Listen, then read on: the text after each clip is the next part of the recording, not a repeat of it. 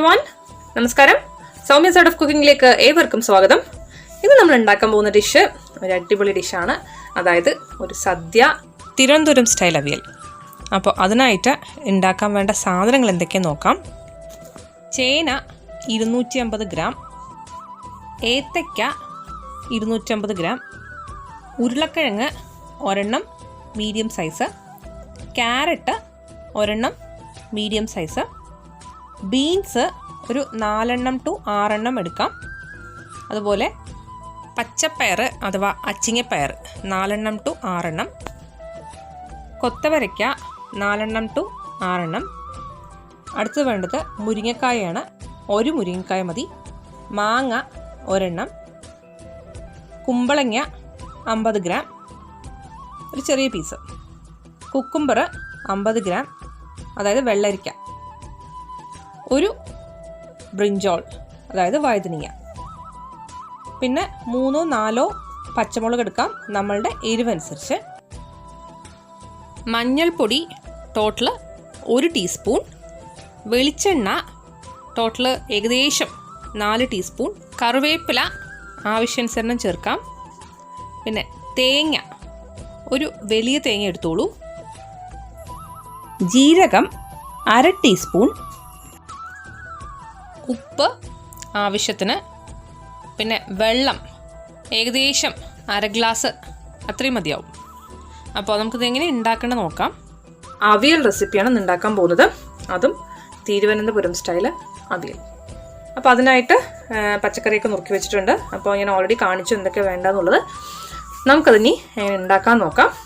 നമുക്കതിനായിട്ട് stove on ചെയ്യാം.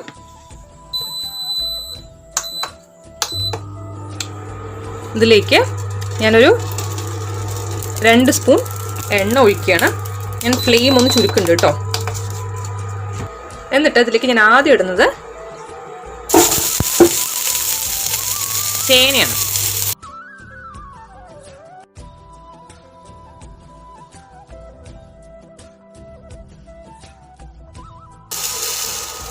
നമ്മൾ കണ്ടില്ലേ, നീളത്തിലുള്ള പീസായിട്ടാണ് മുറിക്കേണ്ടത്. പിന്നെ ഞാൻ ഉപയോഗിക്കാൻ പോകുന്നത് വാഴയ്ക്ക. ഓക്കെ, വാഴയ്ക്ക കണ്ടോ, ഞാൻ എല്ലാം ഈക്വൽ പീസസ് ആയിട്ടാണ് മുറിച്ചിരിക്കുന്നത്, നീളത്തിലുള്ള പീസസ് കേട്ടോ. പിന്നെ ഉരുളക്കിഴങ്ങ്. അപ്പോൾ ഞാനിപ്പോൾ എന്തൊക്കെയാണ് ഇപ്പിട്ട് വഴറ്റുന്നതെന്ന് വെച്ചിട്ടുണ്ടെങ്കിൽ ഉരുളക്കിഴങ്ങും വാഴയ്ക്കയും അതുപോലെ തന്നെ ചേനയും. എപ്പോഴും അവിയലിൻ്റെ പകുതി ഭാഗം എന്ന് വെച്ചിട്ടുണ്ടെങ്കിൽ വാഴയ്ക്കയും ചേനയായിരിക്കണം. നമുക്കിതൊന്ന് ഇളക്കി കൊടുക്കാം.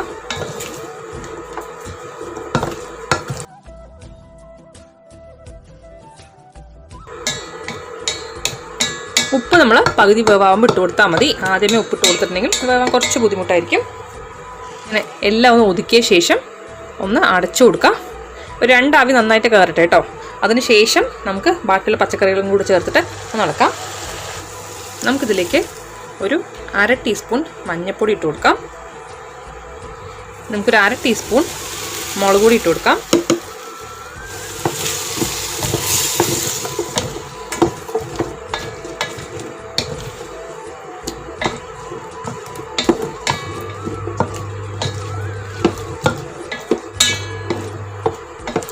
ഇനി ഒന്ന് എല്ലാം ഒന്ന് ഒതുക്കി മുകളിലേക്കാക്കി വെച്ചിട്ട് നമുക്കിതൊന്ന് ഒരു 5 മിനിറ്റ് ഒന്ന് അടച്ചു വെക്കാം. ഇതിലേക്ക് ഇനി വെള്ളമൊന്നും ഒഴിച്ചു കൊടുക്കണ്ട. നമ്മൾ പച്ചക്കറി കഴുകിയിട്ടല്ലേ നമ്മൾ ഇതിലോട്ട് ഇട്ടത്. ഇതിൽ തന്നെ കുറച്ച് വെള്ളമുണ്ട്. അപ്പോൾ ഏകദേശം അതൊക്കെ മതിയാവും നോക്കാം. ഇന്ന് അടച്ചു വെക്കാം, എന്നിട്ട് നമുക്ക് വേവിക്കാം.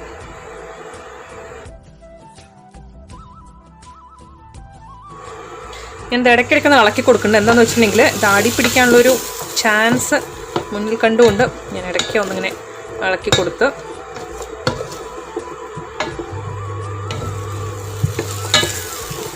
ഓക്കെ.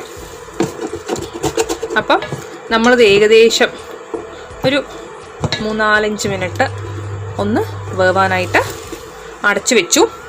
ഇനി നമുക്കിതിലോട്ട് മറ്റുള്ള പച്ചക്കറികൾ ചേർത്ത് കൊടുക്കാം. അപ്പോൾ എന്തൊക്കെ നോക്കാം. ഇതിലേക്ക് മുരിങ്ങക്കായ കണ്ടു ഞാൻ ഇങ്ങനെ മുറിച്ച് വെച്ചിട്ടുണ്ട് കേട്ടോ.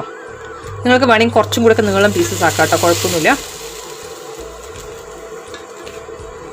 പിന്നെ ബീൻസ്, ക്യാരറ്റ്,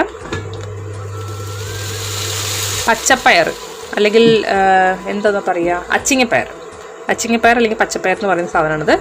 അത് പിന്നെ കൊത്തവരയ്ക്ക, ഇതെല്ലാം ഏകദേശം ഒരേ നീളത്തിലാണ് മുറിച്ച് വെച്ചിരിക്കുന്നത്.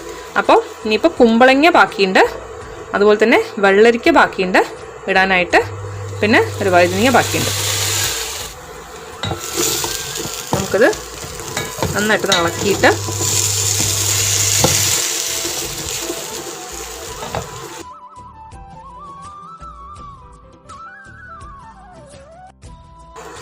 നമുക്ക് വേണമെങ്കിൽ ഒന്ന് വെള്ളം തെളിച്ച് കൊടുക്കാം, കുഴപ്പമില്ല. ഞാനതിലേക്ക് വേണ്ട ഉപ്പിട്ട് കൊടുക്കാൻ പോവാണ്.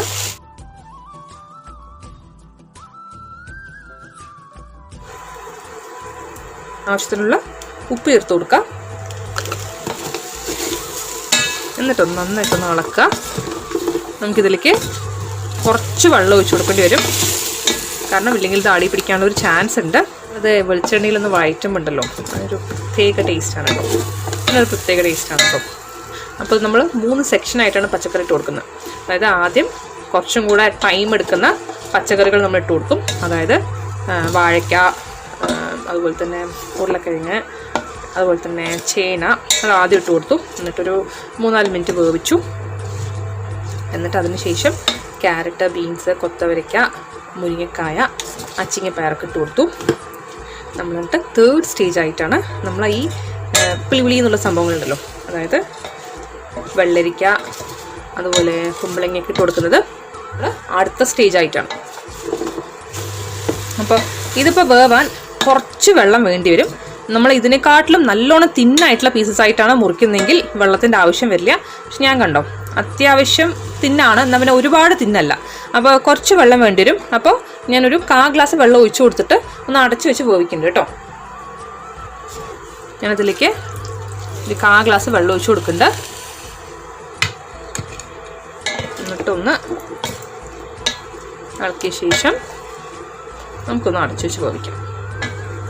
ഇതൊന്ന് നന്നായിട്ടൊന്ന് ഇളക്കിയ ശേഷം ഒന്ന് അടച്ചു വെച്ച് വേവിക്കാം. എന്നിട്ട് ലാസ്റ്റ് സ്റ്റേജായിട്ട് കുമ്പളങ്ങയും ഒക്കെ ഇടാം. ഓക്കെ, നമുക്കിത് അടച്ചു വയ്ക്കാം. ഇതിനൊരു തട്ടുണ്ടായിരുന്നു, ഞാനിപ്പോൾ നോക്കിയപ്പോൾ ആ സാധനം കാണാനില്ല. അപ്പോൾ ഞാൻ തൽക്കാലം ഈ ഒരു മൂടി വെച്ച് അഡ്ജസ്റ്റ് ചെയ്യണം കേട്ടോ. നമുക്ക് ഏകദേശം 5 മിനിറ്റായി ഇത് മൂടി വെച്ചിട്ട് നമുക്കൊന്ന് ഇളക്കി കൊടുക്കാം.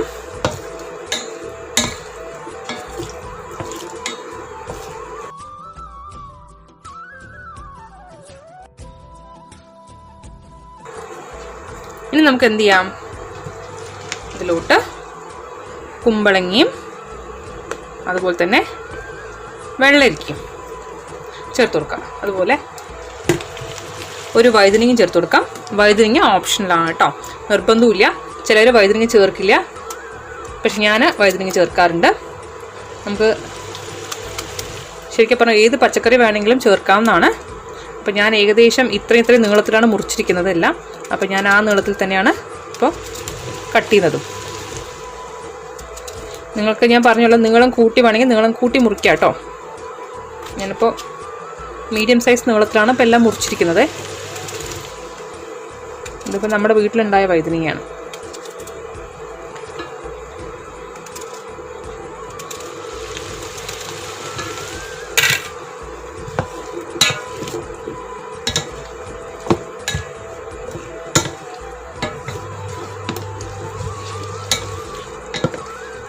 അപ്പോൾ ബാക്കിയുള്ള പച്ചക്കറിക്ക് ഏകദേശം 3/4 വേവ് ആയിട്ടുണ്ടാവും ഓൾറെഡി. ഓക്കെ, അപ്പോൾ ഇതൊന്ന് വെന്ത് വരണം. നമുക്ക് ഇതിലേക്ക് മാങ്ങയും കൂടി ചേർത്ത് കൊടുക്കാം. എനിക്ക് നല്ല ഫ്രഷ് മാങ്ങ കിട്ടിയില്ല, ഞാനിത് ഫ്രീസറിൽ സൂക്ഷിച്ചിരുന്ന മാങ്ങയാണ്. പച്ചമാങ്ങ ഫ്രീസറിൽ സൂക്ഷിച്ചിരുന്നതാണ്. അപ്പോൾ അതുകൊണ്ടാണ് ഇങ്ങനെ മുറിച്ചിരിക്കുന്നത് കേട്ടോ. ശരിക്കും നമ്മൾ അവിയലിൽ മാങ്ങ മുറിക്കുന്ന സമയത്ത് നീളത്തിലാണ് മുറിക്കേണ്ടത്. ഞാനത് പ്രിസർവ് ചെയ്ത മാങ്ങയതുകൊണ്ടാണ് ഇതിപ്പോൾ ഇങ്ങനെ സ്ക്വയർ പീസസ് ആയിട്ടുള്ളത് കേട്ടോ. അപ്പോൾ നിങ്ങൾ മുറിക്കുന്ന സമയത്ത് നീളത്തിൽ മുറിക്കുക. എനിക്കിവിടെ വേറെ മാങ്ങ കിട്ടാത്തതുകൊണ്ട്, ഓപ്ഷൻ ഇല്ലാത്തതുകൊണ്ട് ഞാനിപ്പോൾ റൗണ്ടായി മുറിച്ച മാങ്ങ ചേർക്കണേ.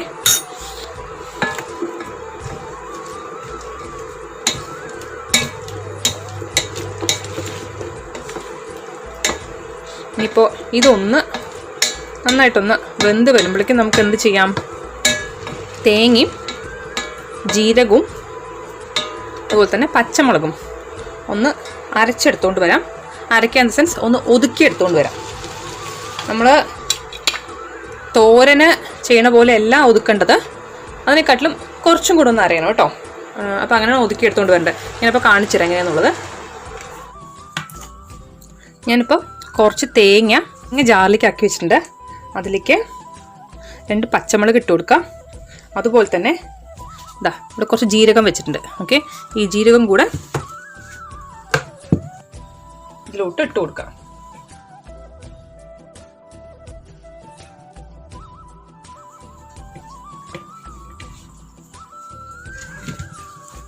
ഇതിൽ ജീരകവും അതുപോലെ തന്നെ പച്ചമുളക് ഇട്ട് കൊടുത്തിട്ടുണ്ട്. നമുക്കിനിത് നന്നായിട്ടൊന്ന് അരച്ചെടുക്കണം. അരച്ചെടുക്കാൻ ഇൻ ദ സെൻസ് ഇതിലത്തെ ജീരകവും പച്ചമുളകും നന്നായിട്ട് അരയണം. അപ്പം നമ്മൾ മുഴുവൻ തേങ്ങ ഇട്ടിട്ടില്ല, പകുതി തേങ്ങ മാത്രമേ ഇട്ടിട്ടുള്ളൂ. പകുതി തേങ്ങ ജസ്റ്റ് ഒന്ന് കറക്കി എടുക്കുകയുള്ളൂ കേട്ടോ. ഇത് കണ്ടോ, ഇങ്ങനെയാണ് അരച്ചെടുത്തിരിക്കുന്നത്. ഇത് ശരിക്കും പറഞ്ഞിട്ടുണ്ടെങ്കിൽ തോരനേക്കാട്ടിലും കുറച്ചും കൂടെ അരയണം. കണ്ടോ, ഇങ്ങനെ അരച്ചെടുത്തിരിക്കുന്നത് കേട്ടോ.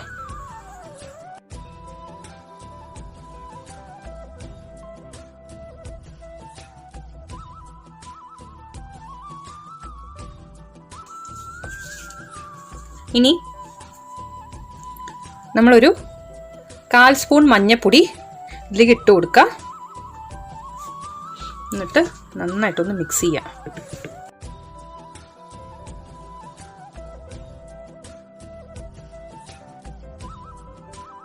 ഇത് ഒരു ഇമ്പോർട്ടൻ്റ് ആയിട്ടുള്ള സ്റ്റെപ്പൊന്നുമല്ല. അവസാനം പിന്നെയും തേങ്ങയിൽ മഞ്ഞൾപ്പൊടി ചേർക്കുന്നത്. പക്ഷേ തേങ്ങയിൽ മഞ്ഞൾപ്പൊടി ചേർത്തില്ലെങ്കിൽ എന്താ പറ്റുകയെന്ന് വെച്ചാൽ, നമ്മൾ തേങ്ങ ഇട്ട് കഴിയുമ്പോണ്ടല്ലോ ചില ഭാഗങ്ങൾ വെള്ളയായിട്ട് കിടക്കും, ചില ഭാഗങ്ങൾ മഞ്ഞയായിട്ട് കിടക്കും. കാണാൻ ഒരു സുഖം ഉണ്ടാവില്ല. അപ്പോൾ കണ്ണിനുള്ള ഭംഗിക്ക് വേണ്ടിയിട്ട് നമ്മൾ അങ്ങനെ ചെയ്യുന്നു എന്നുള്ളതേ ഉള്ളൂ കേട്ടോ. ഞാൻ ഈ പാലക്കാട് സ്റ്റൈൽ അവിയൽ ഓൾറെഡി ഇട്ടിട്ടുണ്ട്. അതായത് മലബാർ സ്റ്റൈൽ അവിയൽ, നമ്മൾ തൈരൊക്കെ കൂട്ടി വയ്ക്കില്ലേ, അതിൻ്റെ റെസിപ്പി ഞാൻ ഓൾറെഡി ഇട്ടിട്ടുണ്ട് കേട്ടോ. അപ്പോൾ കാണാത്തവരുണ്ടെങ്കിൽ പോയി കണ്ടോളൂ. ഞാൻ ഡിസ്ക്രിപ്ഷനിലും കൊടുക്കാം അവിയലിൻ്റെ റെസിപ്പി, അവിയലിൻ്റെ റെസിപ്പിയുടെ ലിങ്ക് കേട്ടോ. അപ്പോൾ എല്ലാം റെഡി ആയില്ലേ? നമുക്കിനി കഷ്ണമൊക്കെ ഓൾറെഡി എല്ലാം വെന്തിട്ടുണ്ടല്ലോ. നമുക്കിനി ഇതിലേക്ക് തേങ്ങ ഇട്ട് കൊടുക്കാം. കഷ്ണത്തിലേക്ക് തേങ്ങ ഇട്ട് കൊടുക്കാം കേട്ടോ. എന്നിട്ട് ഇളക്കാം. എന്നിട്ട് ഇങ്ങനെ ഒന്ന് ആക്കിയ ശേഷം നമ്മൾ എന്ത് ചെയ്യും, ഇതിൻ്റെ മുകളിലോട്ട് എടുത്ത് വെച്ചിരിക്കുന്ന ഈ തേങ്ങ അങ്ങോട്ട് ഇട്ട് കൊടുക്കാം.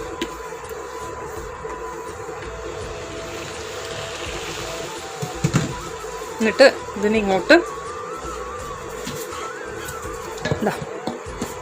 ഇങ്ങനെ ആക്കി ഏറ്റവും ലോ ഫ്ലെയിമിലാക്കിയിട്ട് വെക്കുക. എന്നിട്ട് ഒരു 2-3 മിനിറ്റ് ഒന്ന് അടച്ചു വെക്കാം.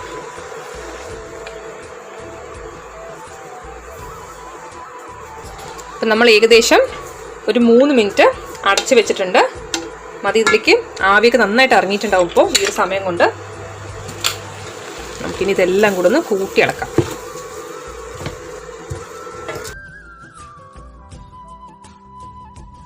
അപ്പോൾ നമ്മുടെ തിരുവനന്തപുരം സ്റ്റൈൽ അവിയൽ റെഡി ആയിട്ടുണ്ട്.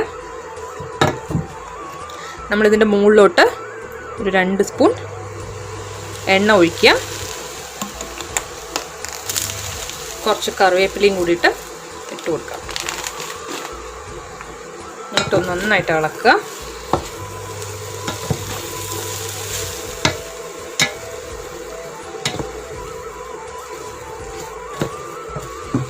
അപ്പോൾ അവിയൽ റെഡി ആയിട്ട്.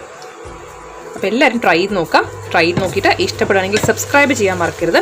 അതുപോലെ തൊട്ടടുത്തുള്ള ബെല്ലൈക്കൺ കൂടെ എനേബിൾ ചെയ്യാനുണ്ടെങ്കിൽ ഞാൻ ഉണ്ടാക്കുന്ന പുതിയ പുതിയ റെസിപ്പീസിൻ്റെ നോട്ടിഫിക്കേഷൻ നിങ്ങൾ കിട്ടുന്നതായിരിക്കും. അപ്പോൾ thank you so much for watching. നല്ലൊരു പുതിയ റെസിപ്പി ആയിട്ട് നമുക്ക് വീണ്ടും കാണാം. അതുവരെ ബൈ. Take care.